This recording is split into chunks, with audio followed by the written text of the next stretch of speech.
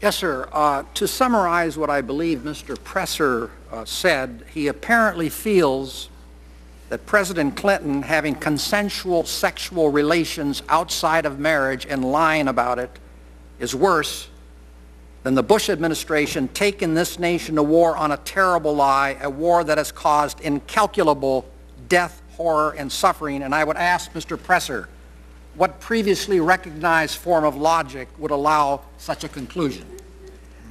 I'd like to give you words from Mr. Bush's own mouth that I think are relevant to this proceeding.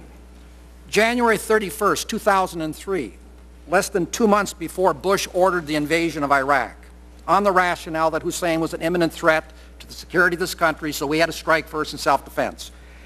Bush and British Prime Minister Tony Blair met in the Oval Office with 6 of their top aides, including Blair's chief foreign policy advisor, David Manning.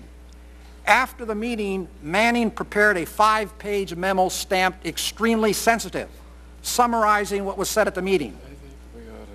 He wrote that George Bush, not Blair now, George Bush was so worried about the failure of UN inspectors to find weapons of mass destruction in Iraq that he talked about 3 possible ways to, quote, provoke a confrontation, unquote, with Hussein, one of which was to, quote, this is quoting George Bush, quote, fly U-2 reconnaissance aircraft over Iraq, painted in United Nations colors, and if Hussein fired on them, Bush said, he would be in violation of UN resolutions, and this would justify our going to war.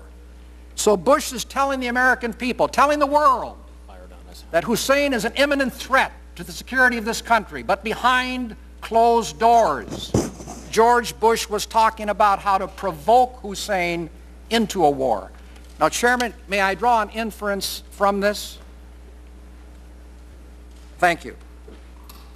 If George Bush honestly believed that Hussein was an imminent threat to the security of this country, which is the main reason he gave the American people for going to war, the thought of provoking Hussein into a war, by definition, would never, ever, ever have entered his mind.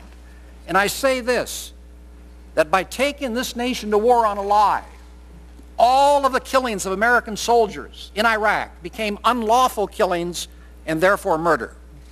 Thank you, Jim. Professor, okay, now,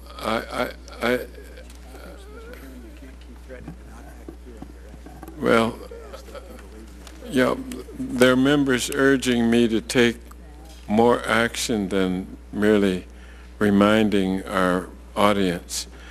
Professor Rabkin. Okay, then, all right, then, Shehan, you're out. Yeah, goodbye.